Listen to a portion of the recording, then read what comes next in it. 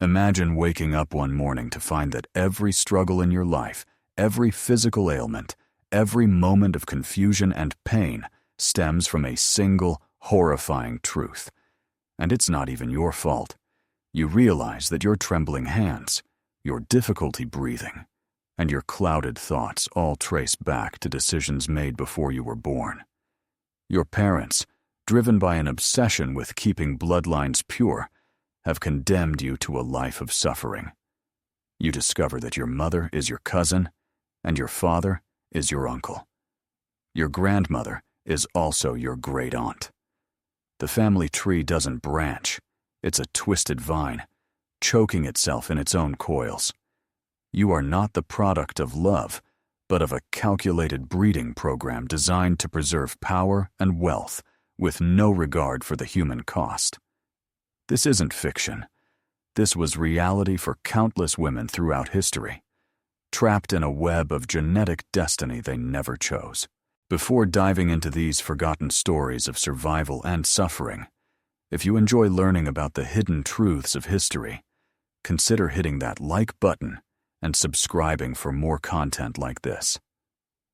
Please comment below to let me know where you're listening from. It's incredible that we're exploring these ancient stories together from different parts of the world, connected across time and space by our shared curiosity about the past. To understand these women's stories, we must first grasp the twisted logic that created their suffering. For centuries, European royalty believed that marrying within their own bloodlines would preserve their divine right to rule. They saw their blue blood as literally different from that of commoners, purer, more sacred, blessed by God Himself. The practice was so common that by the 16th century, European royal families were essentially one massive interconnected web of cousins marrying cousins, uncles marrying nieces, and siblings producing children to rule empires. What they didn't understand was that they were creating a genetic nightmare that would echo through generations. The Habsburg family of Austria and Spain perfected this art of self-destruction. Their family motto might as well have been, "Let others wage wars. You, happy Austria, marry." But their marriages weren't happy. They were calculated genetic disasters that produced some of history's most tragic figures. Our first story takes us to Vienna, 1634. In the shadowed corridors of the Hofburg Palace, a child is born who will never know a day without pain. Maria Anna of Austria enters the world with the Habsburg curse already written in her genes, the result of generations of cousins marrying cousins, of a family tree so tangled it resembles a noose. From her earliest memories, Maria Anna knows she is different. While other children run and play, she struggles to walk. Her spine curves unnaturally, forcing her into a hunched posture that makes breathing difficult. Her jaw juts out so severely that eating solid food is nearly impossible. Servants must cut her meat into tiny pieces, turning meals into exhausting exercises of careful chewing and cautious swallowing. Yet, Maria Anna's physical struggles are overshadowed by the psychological torment of understanding why she suffers. She grows up surrounded by portraits of her ancestors, and in each painted face, she sees echoes of her own deformities. An uncle with the same protruding jaw, a grandmother with the same curved spine. She realizes, with the clarity that only comes through suffering, that she is not unique. She is the latest victim in a long line of genetic catastrophe. The palace physicians, with their bloodletting and prayers, offer no relief. They whisper about the Habsburg curse, but never in her presence. To her face, they speak of mysterious ailments and God's will, avoiding the truth everyone knows, but fears to speak. Her suffering is the result of her parents' and grandparents' obsession with keeping their bloodline pure. Maria Anna spends her days in dim rooms, curtains drawn to hide her from the world, and the world from her. She learns to read voraciously, her sharp mind, one of the few parts of her body that functions properly. In books, she finds worlds where bloodlines don't matter, where people marry for love instead of lineage, where children aren't born carrying the sins of their ancestors. But reality always intrudes. Court physicians examine her regularly, documenting her deformities with clinical detachment. They measure the curve of her spine, the protrusion of her jaw, the weakness in her limbs. She becomes not a person, but a case study, a living example of when genetics go wrong. The loneliness is perhaps worse than the pain. Potential suitors, all cousins, recoil when they see her. Marriage negotiations start and end quickly once her condition is known. She remains unwed, not by choice, but by circumstance.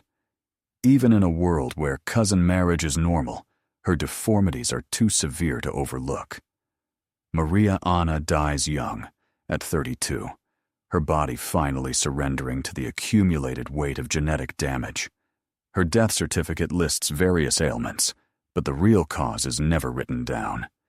She died because generations of her ancestors chose power over humanity, purity over compassion.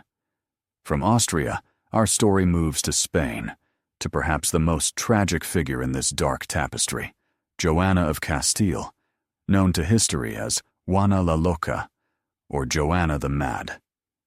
Born in 1479 to Isabella and Ferdinand, the Catholic monarchs who expelled Jews and Muslims from Spain and funded Columbus's voyages, Joanna seemed destined for greatness.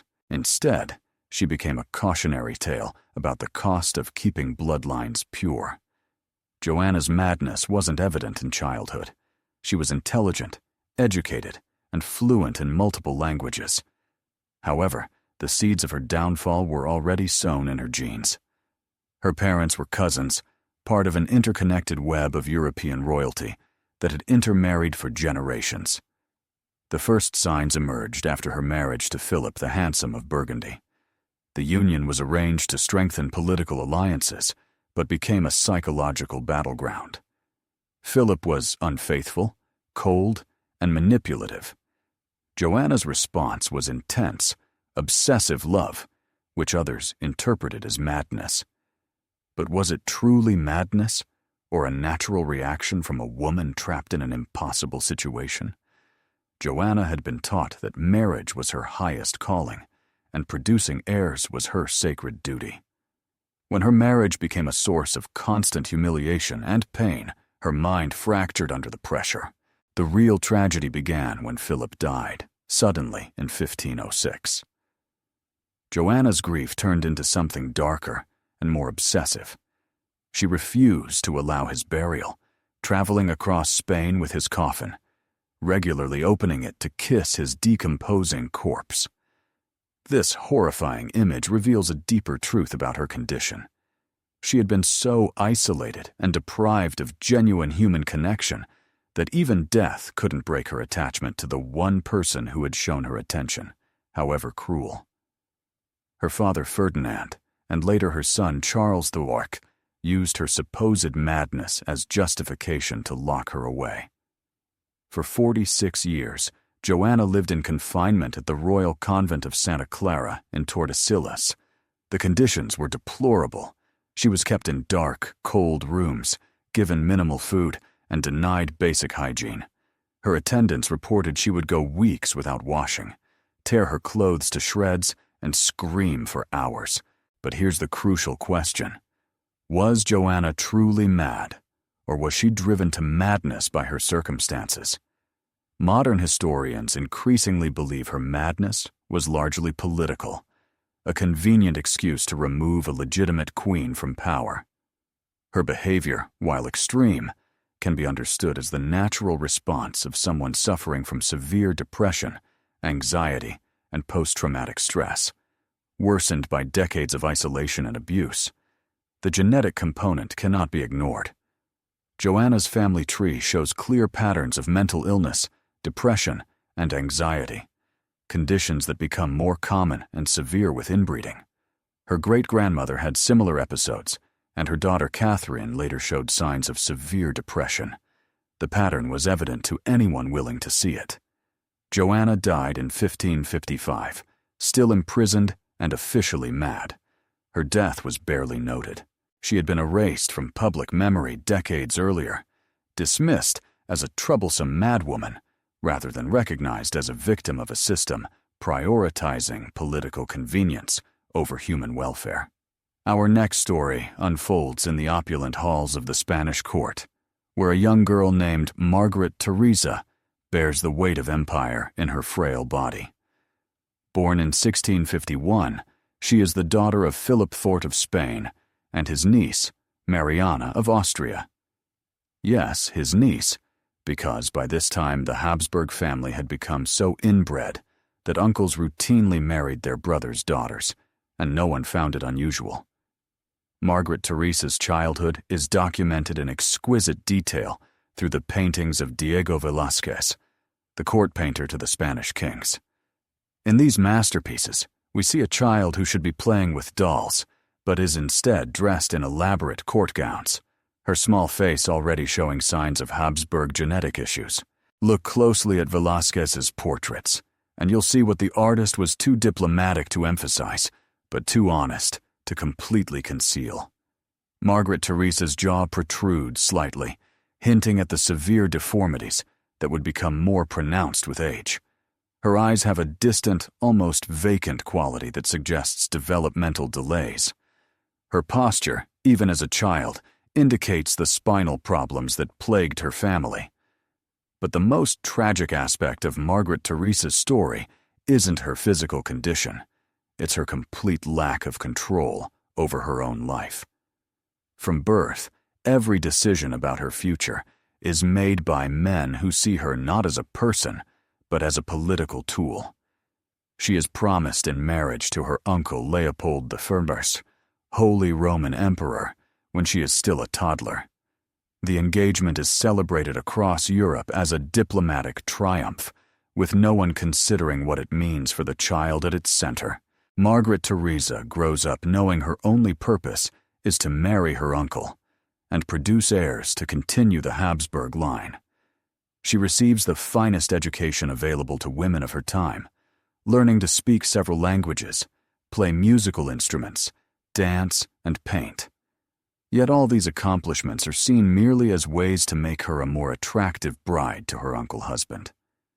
The marriage takes place in 1666, when Margarita Teresa is just 15 years old. Leopold is 26, old enough to be her father, and is literally her father's brother. The wedding is celebrated with elaborate ceremonies and public festivities. But for Margarita Teresa, it marks the end of whatever childhood she had left.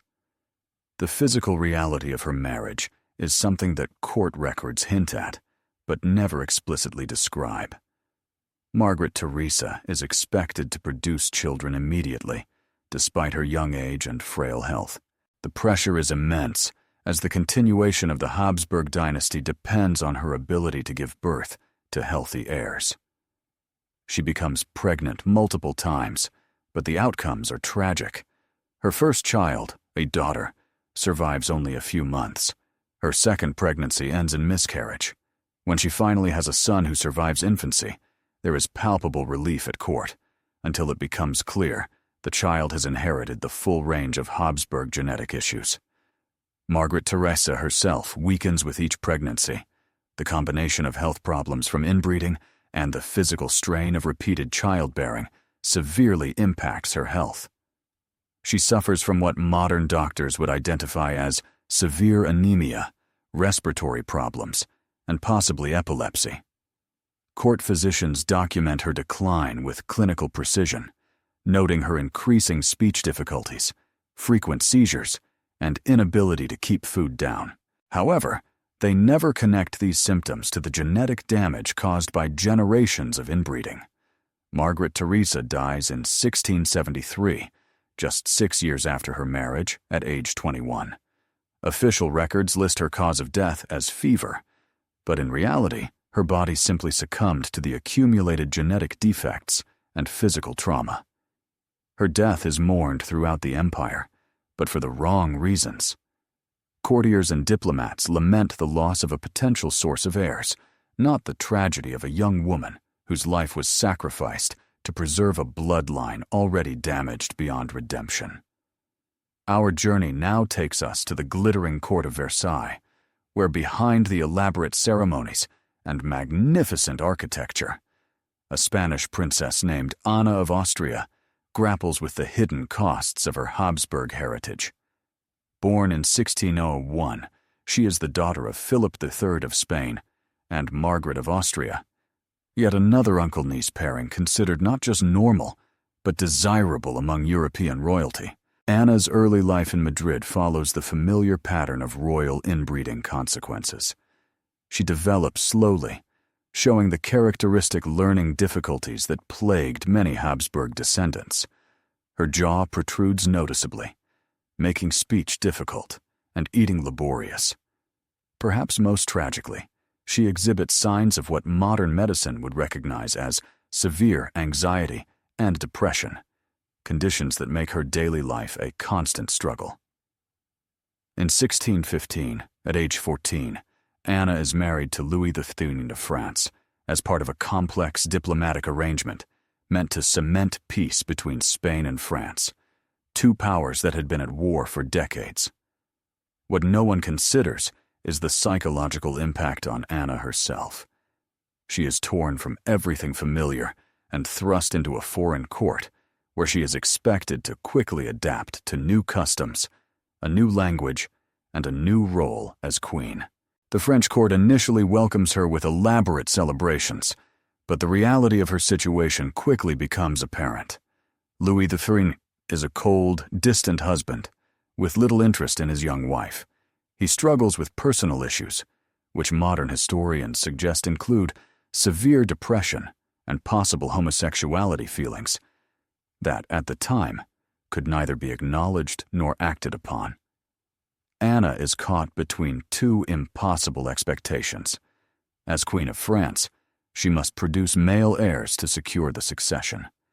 However, being a Habsburg, she carries genetic defects that make healthy childbearing extremely difficult. Her early pregnancies end in miscarriage or infant death, worsening her depression and anxiety. The court physicians, reflecting the medical understanding of their era, blame Anna for these failures.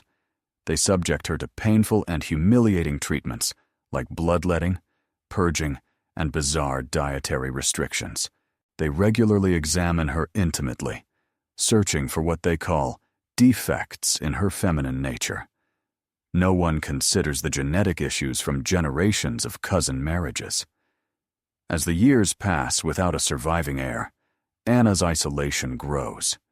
She becomes the target of court gossip and political intrigue. Nobles whisper she is cursed, that God disapproves of the Spanish marriage, and that France needs a new queen. The pressure intensifies until Anna shows signs of what modern medicine would recognize as severe agoraphobia. She fears appearing in public and spends days secluded in her private rooms. Her relationship with Louis XIII worsens as they blame each other for their childlessness, living separate lives except when court protocol demands they come together. Anna turns to religion for solace, spending hours in prayer and developing a nearly obsessive devotion to Catholic rituals. When the miracle finally happens, it seems almost too good to be true. After 23 years of marriage, Anna gives birth to a healthy son, the future Louis XIV, the Sun King. The birth is celebrated throughout France as a sign of divine favor. But for Anna, it represents both triumph and renewed terror. She knows her primary value lies in her ability to produce heirs, and now she faces pressure to repeat this success. A second son, Philippe, is born 2 years later, securing the succession and giving Anna some relief from the constant pressure. However, the physical and emotional toll of her years of suffering cannot be undone. Anna remains a deeply anxious, depressed woman who finds little joy even in her eventual success as a mother. Her later years are marked by increasing physical problems, digestive issues, respiratory difficulties, and what court doctors describe as melancholy attacks that leave her bedridden for days. Modern analysis of her symptoms suggests she suffered from anxiety disorders and depression prevalent in Habsburg bloodlines, worsened by the trauma of her early marriage experiences.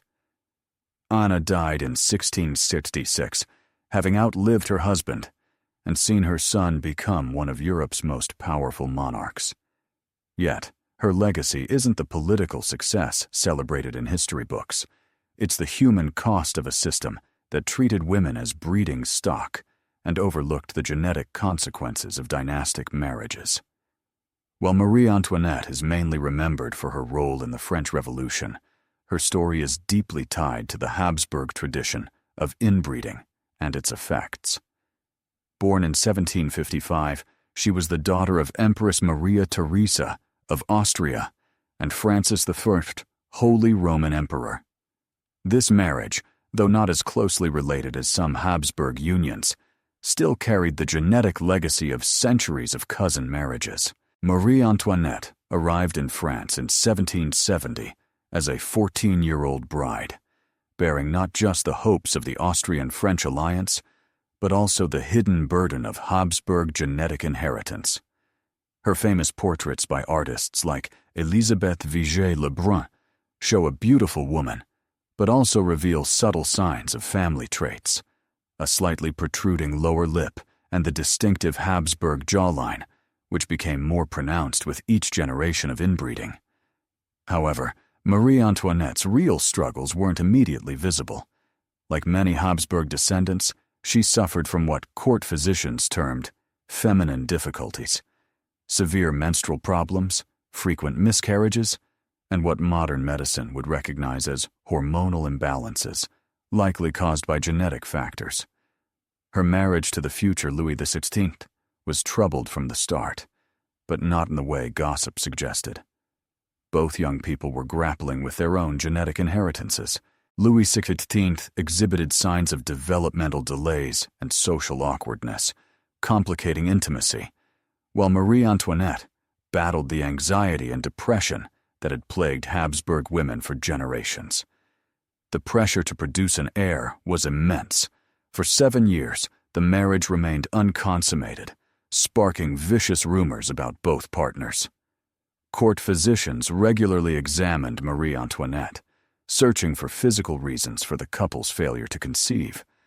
They failed to understand that both were dealing with psychological and possibly physical issues rooted in their inbred heritage.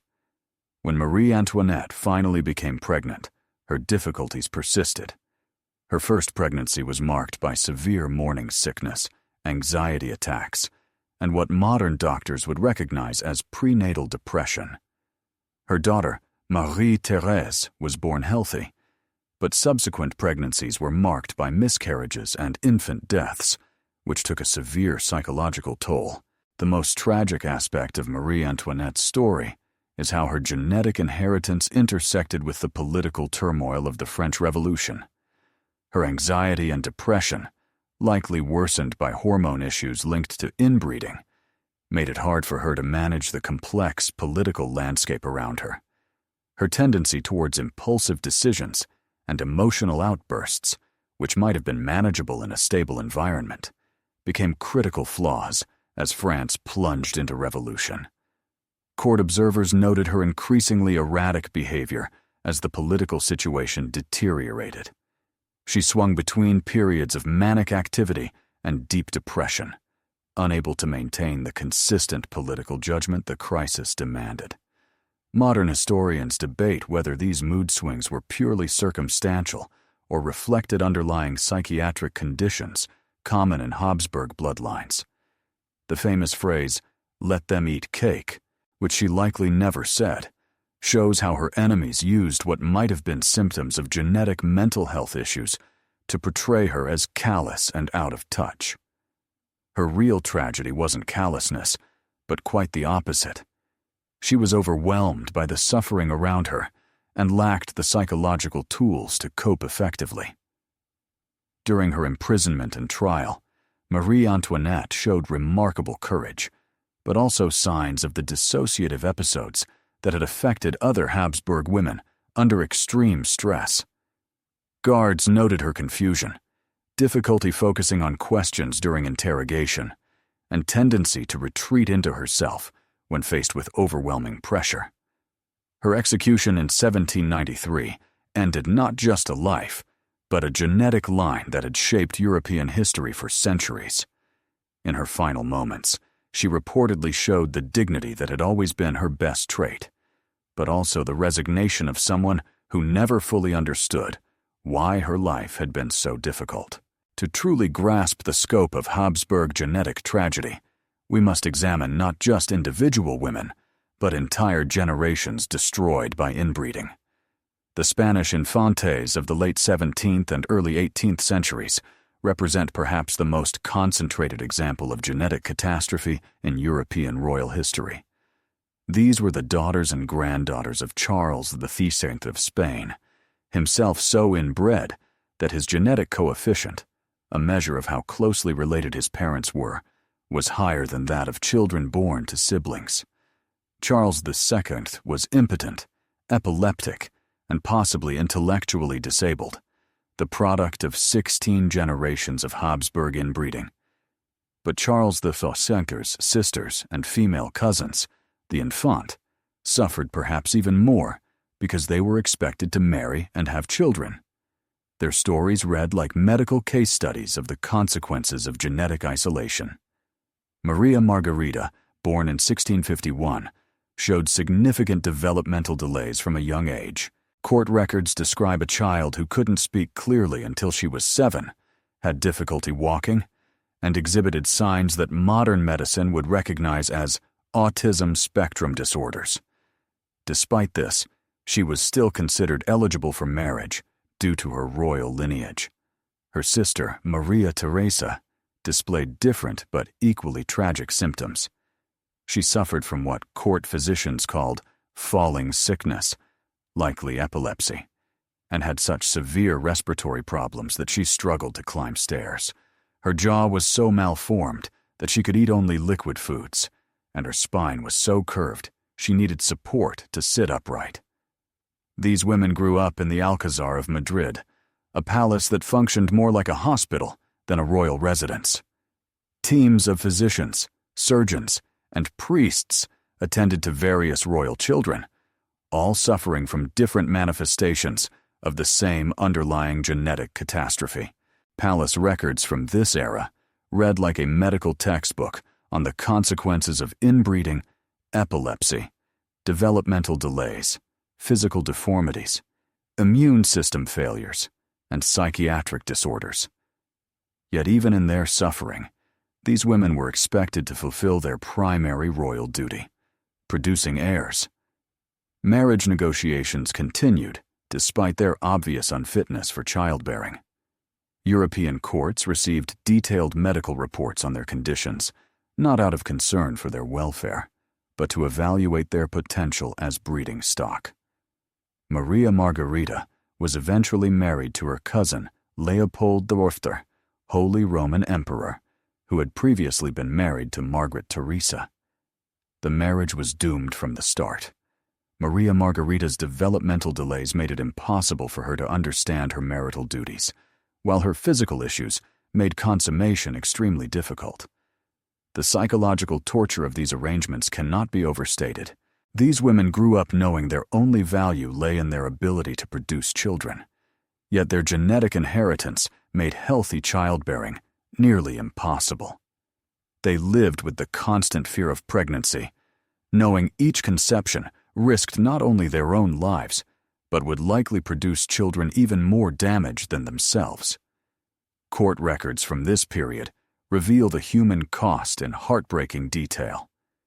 Letters between royal women describe miscarriages, infant deaths, and the constant fear accompanying each pregnancy. They write of children born so deformed they couldn't survive outside the womb, of babies who lived only days or weeks before succumbing to genetic defects. The psychological impact was devastating. Many of these women developed what modern psychiatry would recognize as severe anxiety disorders, depression, and post-traumatic stress.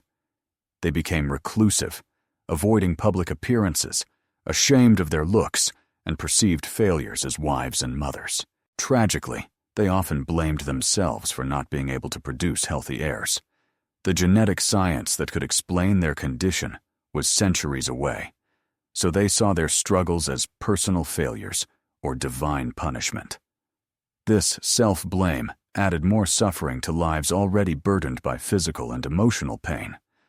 To fully grasp these women's stories, we need to explore the genetic science behind their suffering. When closely related individuals have children, there is a higher chance of inheriting 2 copies of harmful recessive genes. In a genetically diverse population, these harmful genes are usually masked by normal copies from unrelated parents. But when cousins marry cousins over generations, like the Habsburgs did, harmful genes accumulate. Each generation is more likely to express genetic disorders that would typically remain hidden. This process, known as inbreeding depression, affects not just physical traits, but also mental health, immune function, and fertility. The Habsburg jaw, technically called mandibular prognathism, is one of the most visible examples of this genetic accumulation. This trait became more pronounced with each generation of inbreeding, eventually becoming so severe that some Habsburg descendants couldn't properly close their mouths or chew solid food. Yet, the visible deformities were just the tip of the iceberg. Modern genetic analysis suggests that Habsburg descendants also faced higher rates of epilepsy, intellectual disabilities, anxiety disorders, depression, and immune system deficiencies. Many mysterious illnesses that plagued royal women were likely autoimmune disorders caused by genetic damage. The fertility problems that affected many Habsburg women can also be traced to genetics. Inbreeding increases the chances of genetic incompatibilities that make conception difficult and pregnancy risky. The high rates of miscarriage and infant mortality in Habsburg bloodlines weren't just due to medical ignorance. They were the inevitable result of genetic damage accumulating over generations. Most tragically, psychological issues that affected women like Juana of Castile and Marie Antoinette can be understood as genetic predispositions to mental illness triggered by environmental stress. These women weren't inherently mad. They were genetically vulnerable to anxiety and depression, conditions worsened by the immense pressures of their royal roles.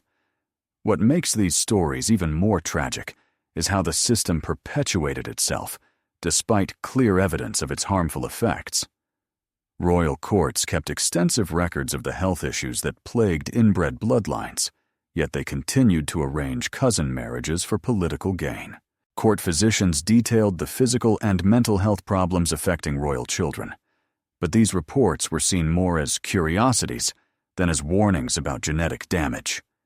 The link between inbreeding and health problems was clear to those who looked, but political and economic interests always outweighed human welfare. The Catholic Church, which could have stepped in by refusing to sanction such close marriages, instead provided dispensations, making even the most genetically risky unions legally and religiously acceptable. The Church believed royal bloodlines were divinely ordained, prioritizing purity over preventing suffering. Even affected women sometimes upheld the system, having been raised to believe their royal blood made them superior.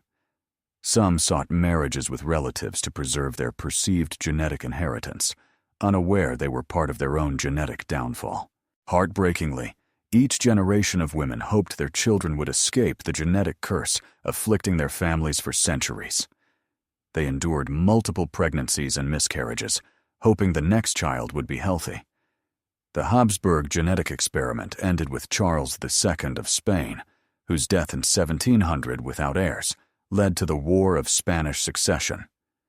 Charles II was so genetically damaged, he was impotent and possibly intellectually disabled, the tragic end of centuries of inbreeding. His death not only ended the Spanish Habsburg line, but also marked the beginning of a slow realization that royal inbreeding was unsustainable.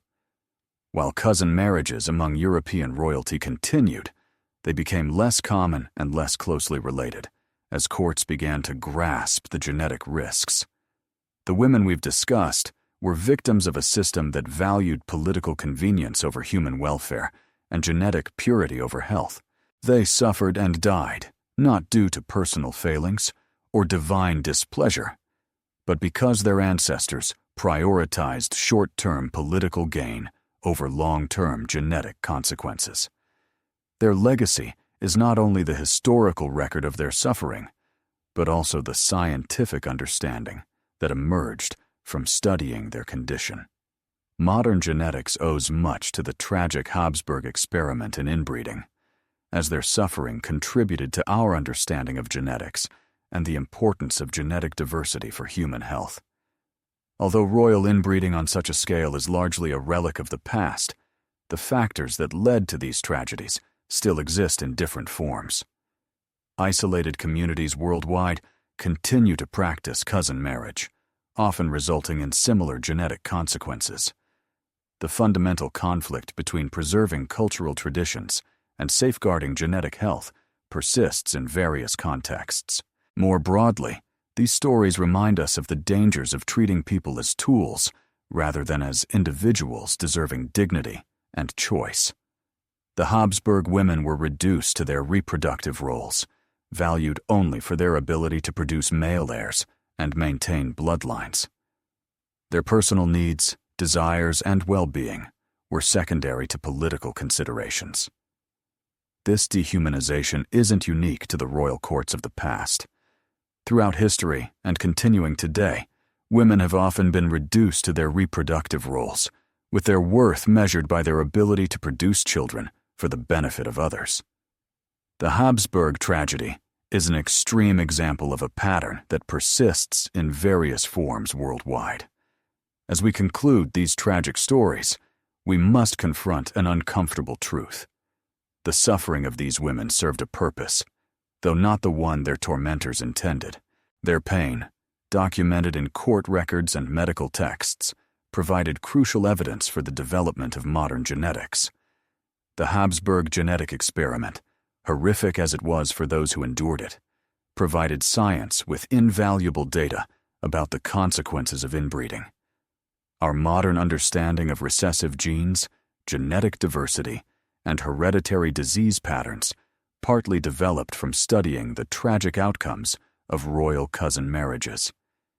This doesn't justify their suffering or lessen the horror of their experiences, but it does mean that their pain wasn't entirely meaningless.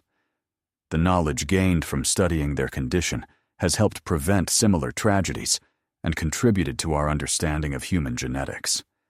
The women we've discussed, Marie Anna of Austria, Joanna of Castile, Margarita Teresa of Spain, Anna of Austria, Marie Antoinette, and the forgotten Spanish infantas, were real people who lived real lives filled with real suffering.